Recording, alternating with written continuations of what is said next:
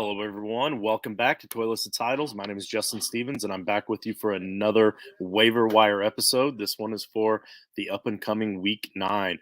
Week 8 is in the books. We just finished the Halloween weekend. I hope everybody had a great holiday weekend and enjoyed the kids and the costumes. But we're going to jump right into November. No Shave November. I got a little head start here. So just as a quick friendly reminder, this is No Shave November. It's November 1st, the first day, the first opportunity to remind you all you males out there, to get your junk checked. Any females out there that have males that you know and love, make sure you remind them to do the same. But yeah, so No Shave November is for Men's Health Awareness Month. So, as a survivor, it's something that weighs heavy on me sometimes, and I think about it a lot. So, I'm going to take the opportunity every chance I get in November to talk about it. Before I get started, don't forget to check out our website, toiletsandtitles.com, where you can check out all of our videos, articles, and NFL and fantasy content. And of course, you can check out our main show on Apple Podcast. And when I say main show, I mean like all of them. You've got this on Monday Night Football that I send out to the Patreon supporters on Monday night after the Monday Night Football game. As a matter of fact, right now we are technically at the end of the third quarter when I'm recording it. So we're getting this out to you just as soon as we can. I will adjust a few here and there on Monday night, or you can follow the Twitter account, obviously, at Toilets and Titles, at Toilets and Titles, of course. But as far as our episodes go, Tuesday, we've got the main show on Tuesday nights. Joe knows. NFL review and preview on Wednesday nights. Immediately after Joe knows, we've got Dollars to Deuces, our betting show on Wednesday night. Thursday night, a dash of Dynasty. Joe, a Sunday cup of Joe on Sunday morning, and immediately after Joe is the Blitz on Sunday mornings, where for all of your start and sit advice before the games roll on Sundays. So we got a little bit of everything going all week, guys. Check us out also, patreon.com. I always send this to the Patreon supporters first. Sometimes I don't send it anywhere else. It's just the Patreons that get it. Sometimes it might not drop until after your waivers have ran, and then you're picking through what's left to try to pick up to help you win on Sundays. So if you support us on Patreon, you're gonna get this episode early. We're also hoping to have some more exclusive interviews just for the Patreons, or at least Patreon get the interviews sooner, and a lot of other fun stuff that we're considering this next off season. So now's the time to get in on that. We've got 3 different tiers for that. Check it out on patreon.com/toilets and titles to check out those 3 tiers. You've got myself at JustinFF_ down there at the bottom corner. My producer tonight is off for the night. This is a little bit of a family day for him. I guess it's a holiday. I don't know if that meant that he's taking a holiday or if it's a national holiday in Australia. I don't know. I can't keep up with what's going on in my own life these days. But that's at Andrew Campy if you want to give him a follow. And then, of course, we've got all the Twitter handles for all the guys down there at the bottom of your screen. If you can give all of them a follow on Twitter, that would be greatly appreciated. But for now, I guess I'm just going to jump right into the waivers for this week. It's going to not be a super quick episode, but probably quicker than usual. I'm going to start off by talking about the best of last week. So the best of last week. So far, we have Devontae Booker. I put down his stats as of halftime. He already had 13.2 PPR points at halftime of the Monday Night Football game tonight. So he was definitely, it's safe to say that he was a hit for tonight. And I jotted him down for you a few weeks ago. He's constantly still hitting, so it was a good pickup if you got him when you could. Dearness Johnson was Ben's pickup last week. He still gets to roll over this week because if you picked him up last week, you probably didn't drop him after that monster game. And even had you kept him for this week, now you have a low-end RB2 in week 8. So good on you there, Ben. The Saints defense, they're no longer eligible to pick up for the waiver wire show. But again, if you picked him up last week, They were a top 3 defense going into Monday Night Football. So Jamal Agnew, 1.7% rostered in league still. He was a low end wide receiver too. John and Rich brought you Jamal Agnew over the last few weeks. Tyler Bass, again, also no longer eligible, but if you picked him up like I suggested last week, you got top 10 fantasy points this week in double digits, and you're going to continue to get that probably for the rest of the season from him. Carson Wentz was a low end QB1. Nate brought him up last week, and he's actually been brought up again this week by somebody. So we'll see if it rolls, but continues to roll on. But he was a low end QB1 and very streamable in week 8. Nate also brought you Randall Cobb, 31.7% rostered. He was a high to mid wide receiver 2, depending on the format, but he had those 2 touchdowns that gave you that early jump on Thursday night. So I'm going to start with the quarterbacks for this week. The quarterbacks, I'm kind of surprised that we don't have more on this list just because there were so many injuries to the quarterback position this week.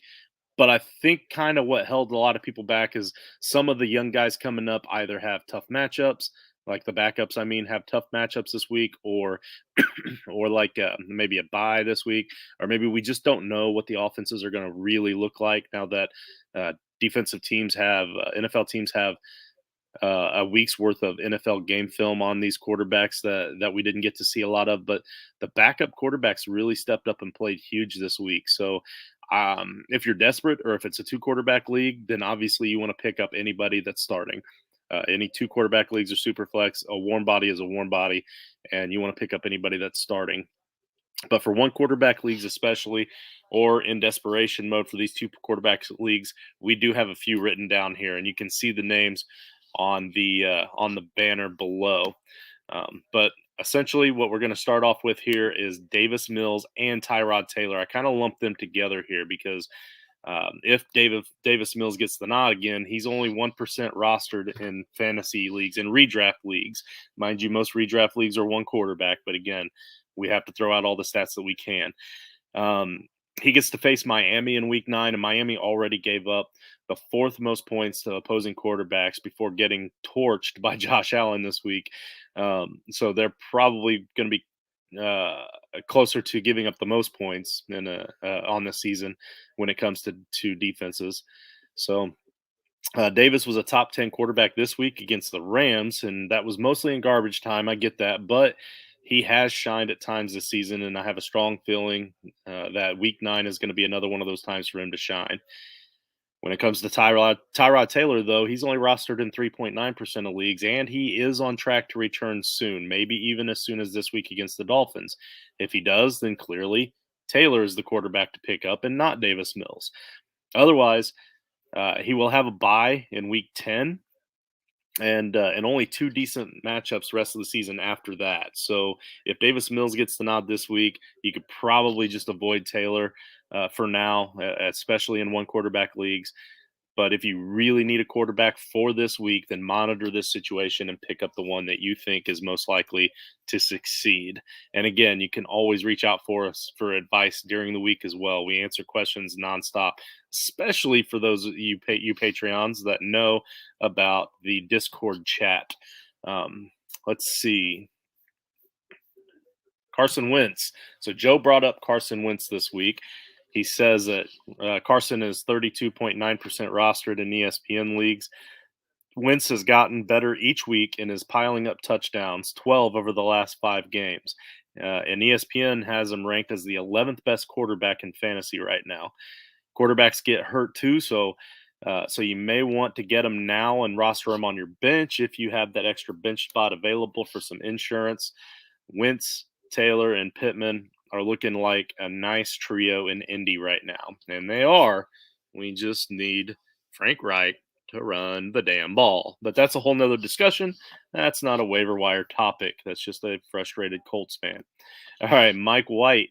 Mike White was a good one to add on here for Matt. He said that in any Superflex league where you need bye coverage, only rostered in 0.6% of leagues, he said that he would loom out 15% of his bid money if he needed a startable quarterback for this week. And honestly, if it's super flex, like I said, I mean, he played really well. Then even if you're not super desperate, like if you've got the roster spot, then why not? He's a quarterback. If he has a second big week, you've got some really good trade bait, especially for those leagues that have trade deadlines coming up really soon. In this case, like Matt usually thinks dynasty. That's his mentality. Him and Ben and our new guy Mark have the dynasty show, the Aussie Down Under Dynasty show. Um, so so he's always kind of thinking dynasty related. So with Mike White, I mean, clearly he's not the quarterback of the future just because they have so much invested in Zach Wilson. But at the same time, it's still a pretty good performance, and you might be able to get some kind of trade out of him for somebody that's really even more desperate at quarterback. All right, running backs. A lot of these are kind of reaches. Running backs are hard to come by these days. But I threw out a few here to start, or a couple at least, because of trade possibilities. I've been mentioning Marlon Mack a lot recently, and I have him on this list as well. Marlon Mack is only 6.3% rostered, but he could also be in the works for a trade to the Titans. I do think that they're going to be a little reluctant to trade Mack within the division, but at the same time, Mack really wants to be traded, and the Colts really want to trade Mack. And honestly, I don't think that Mack is somebody that we need to fear necessarily. I don't think he totally changes that offense, and it's only for this season. We've already played them twice, so if we faced them again, it would be in the playoffs. So there is still that chance that maybe Marlon Mack is a possible guy out there for the Titans. But nonetheless, even if he doesn't go to the Titans, he's still up for trade to any other team that might need a running back right now. I put Darius Guice down again. This isn't a streamer type thing, but I'm thinking I put this down before they signed AP. The Titans signed AP. I put it down moments before, and even after I saw that they signed AP, I wanted to leave this one on here because I think Darius Guice makes a lot more sense in that offense. He's only rostered in 0.1% of leagues, but he's still young, and he was an animal when he had the chance to run the ball. He's still a free agent out there because of all of the legal issues that happened before. From everything I understand about that story, he's cleared and ready to play. He's served his time. He's available to play, and he's not facing any more penalty from the NFL. He's already served his suspension, and and they're allowing him to play. So I gotta believe that a team's going to give him an opportunity soon. So now in Tennessee is a really good chance for him to see that opportunity. So for the first guy that's actually there for this week for pickup for actual waivers would be Kenyon Drake. 61.4% rostered. I said last week to pick up Drake and stash him, and hopefully you did this. Last week he was eligible for the waiver wire show at 59.6% rostered. Now he's technically not, but had you picked him up last week like I suggested you should and held on to him, this week he gets to face the Giants. And I understand like right now, a guy that we're about to talk about here in a little bit because somebody else put him down, but Derrick Gore.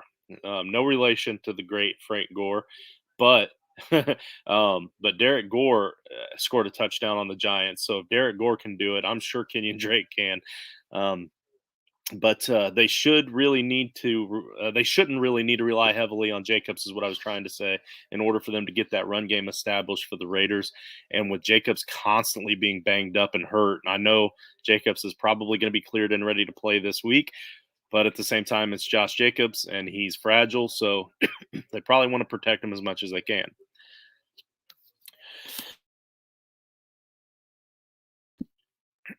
Excuse me. All right. Latavius Murray. Latavius Murray is rostered in 30.4% of leagues. Another one that I gave you last week and told you to hold due to his bye week.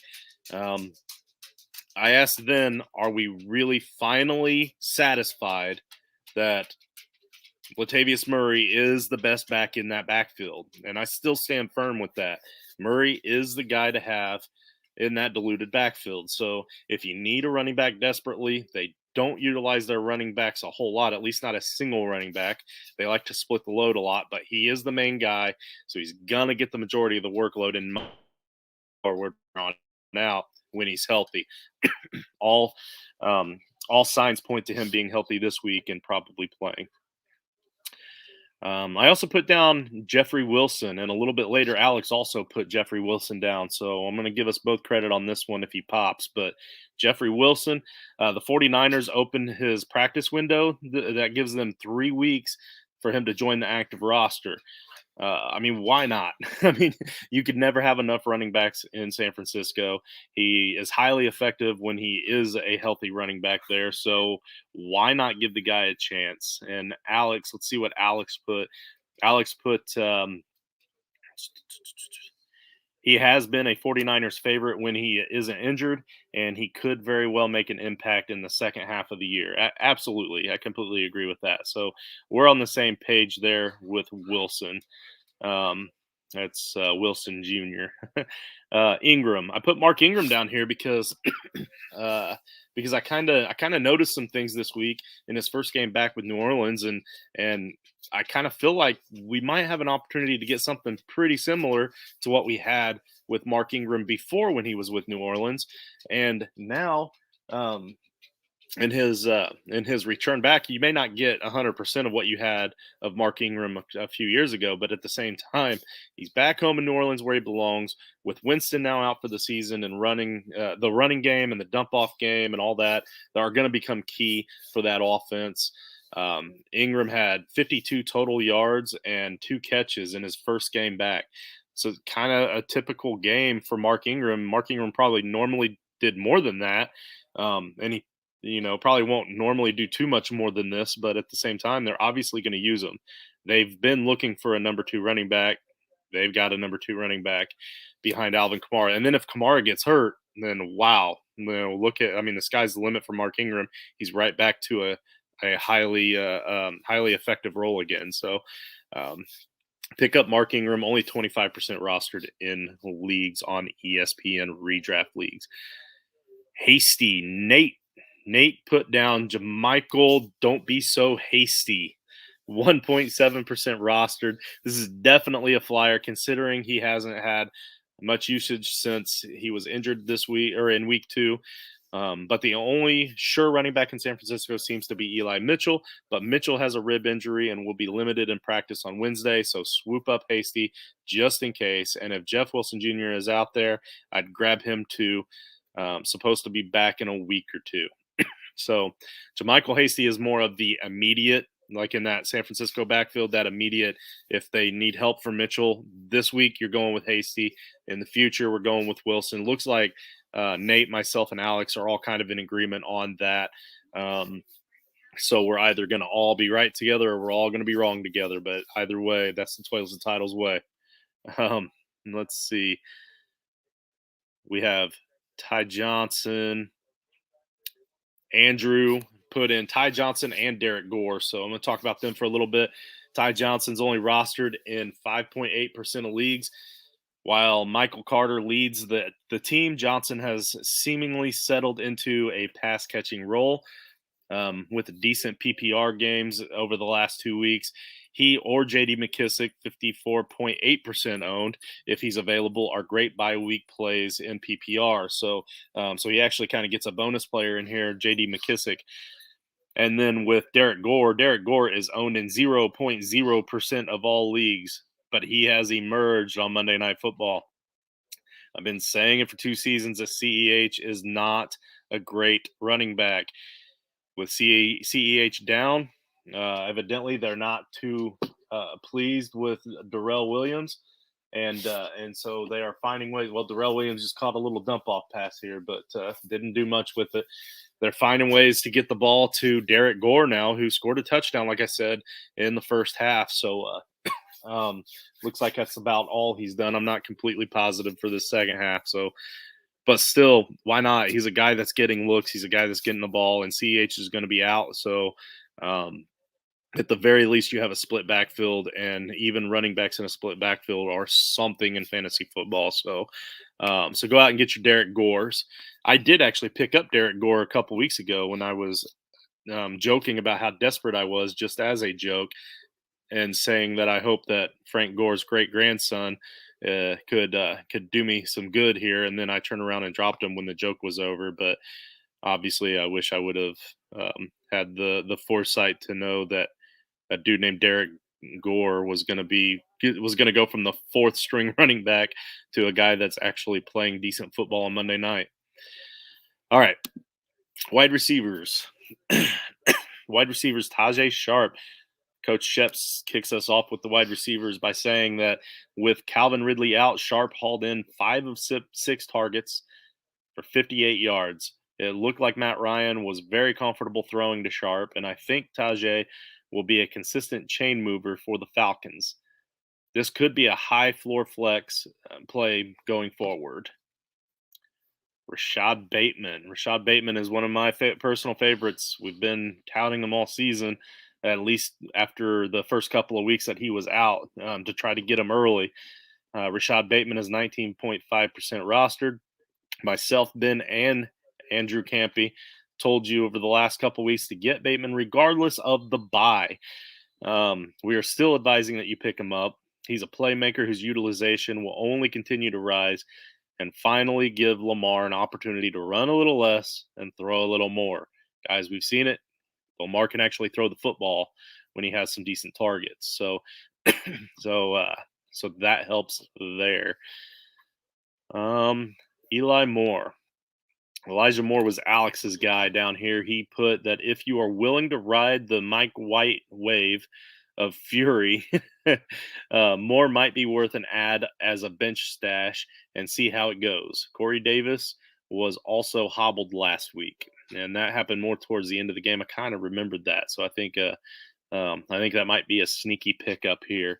And then you got to hope that Elijah Moore also improves a little bit in his rookie season as the season's going here. So Russell Gage is the next one. Rich actually has 2 guys on the waiver wire episode today, and both of them are wide receivers. So let's knock those both out. We've got Russell Gage, 14.6% owned, and with Ridley stepping away from the game to take care of his mental health issues, defenses are going to turn their focus and on shutting down Pitts every game. And with Gage looking like he is healthy, he is going to have to step his game up. As more injuries pile up across the NFL, players like Gage will be a roller coaster this year. But in a pinch with a great matchup, give him a shot. Jamison Crowder is his other one, 18.7% rostered. Crowder is a player coming on as more players go down. And doesn't matter who the quarterback is throwing to him, has a good floor. You will need as you make a playoff push. Will consistently get you 8 to 12 points a week, or 8 to 12 points a week as a floor, and will have some 20-plus point games this season.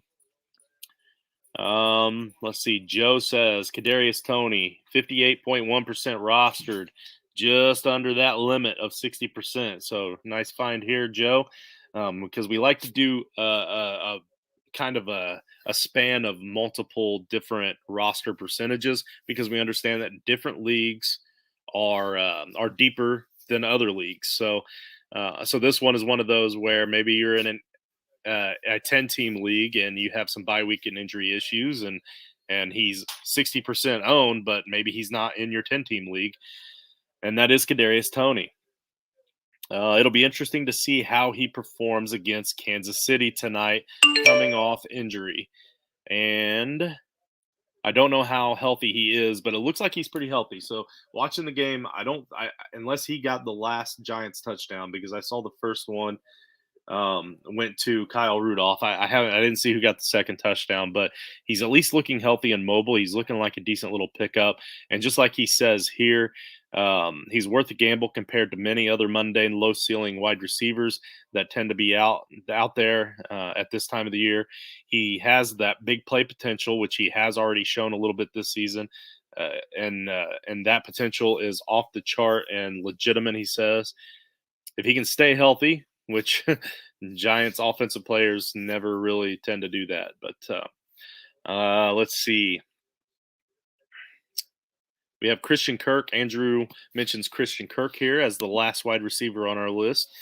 He says that he is 39.4% rostered in ESPN leagues. As mentioned last week, Despite the crowded wide receiver room, Kirk has a role.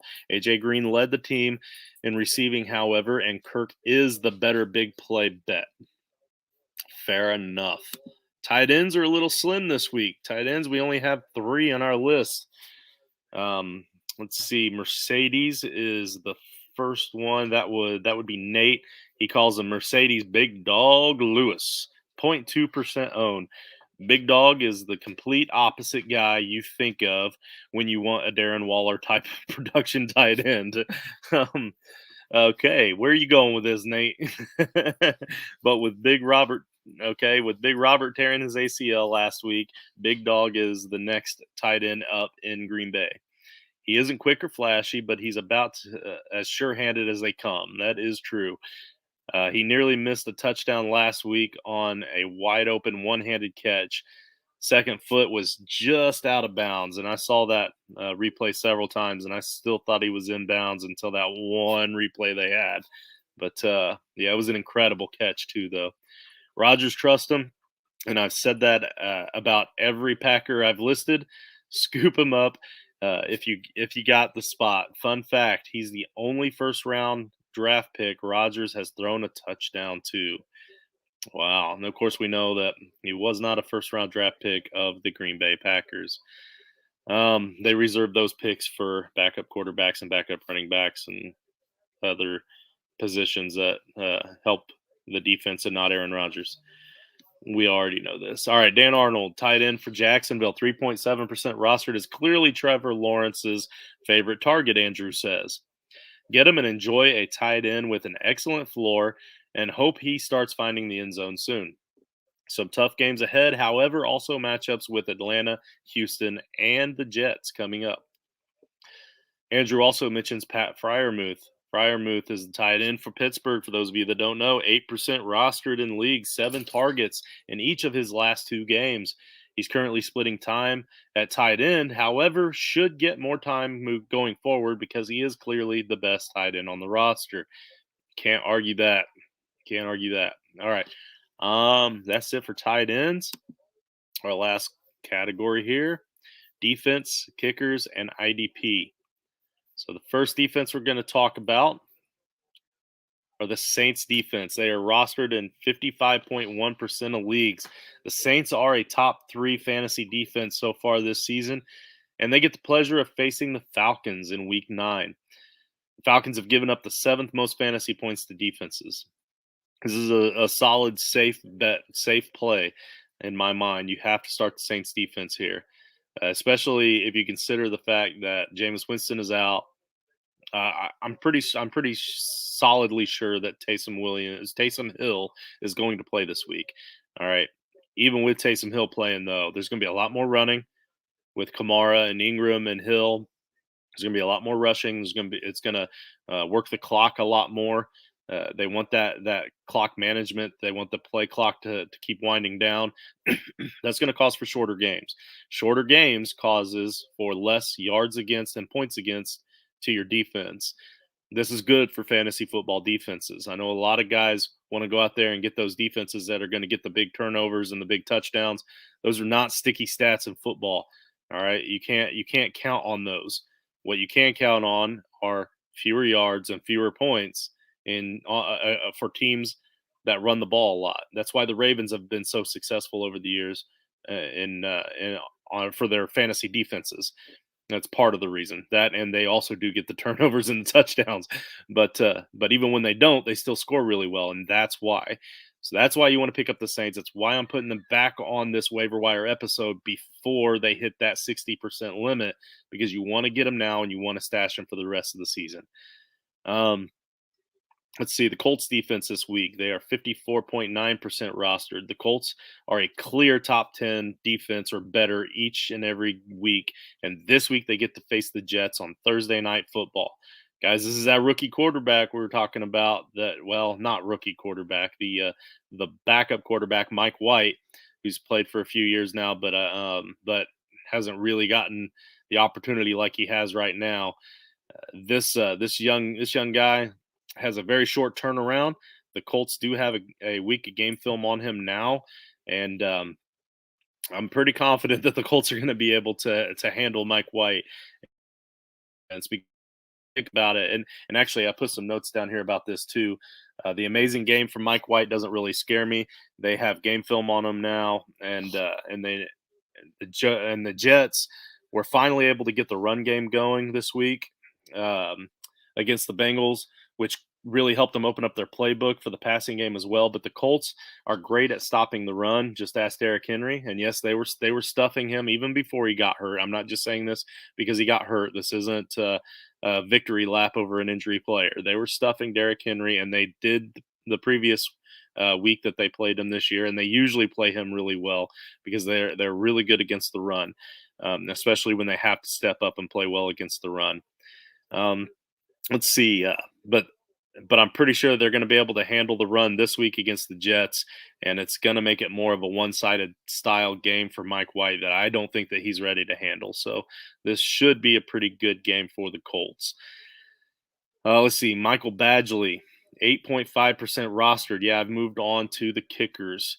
8.5% rostered. The Jets are the worst team in the league against opposing kickers, and the Colts still know how to drive down the field. And the Colts have been struggling at times to punch it into the end zone, kind of providing for a lot of field goal opportunities for their kicker. Let's see. If Blankenship is back from his hip injury, then of course you're obviously going to pick him up instead of Badgley. Either one of them, whichever one starts, is going to be a great pick for this week. Greg Joseph, I really only put him on this list because we can't put players on here once they've hit 60%.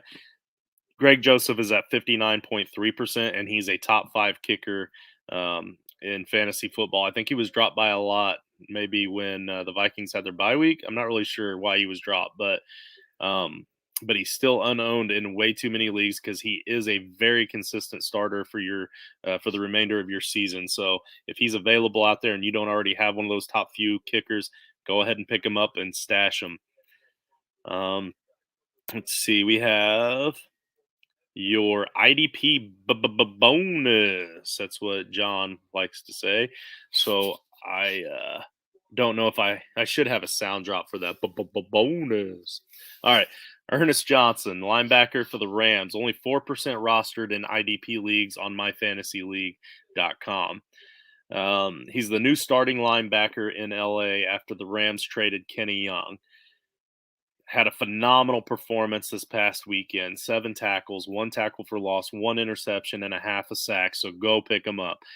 Obviously, he's on to something here if they were that confident that they were willing to trade away Kenny Young, and then he steps right in and has this big of a game. So they did go out and trade for Von Miller today. I asked John if he still wanted to keep Ernest Jones on here. For those of you that are like me and don't know a whole lot about IDP guys, Von Miller plays a different position. He's an outside linebacker. Ernest Jones is still going to keep this starting role at middle linebacker, according to John. So, guys, I think that's it. That is your waiver wire episode for the up and coming week 9. So again, thank you very much for your support, Patreon supporters. You guys will be getting this episode tonight. Everyone else can check it out at some point tomorrow afternoon, maybe Wednesday morning. Not really sure, but for those of you that want to check it out and pick up the scraps after the waivers have ran. And then, yeah, toiletstitles.com.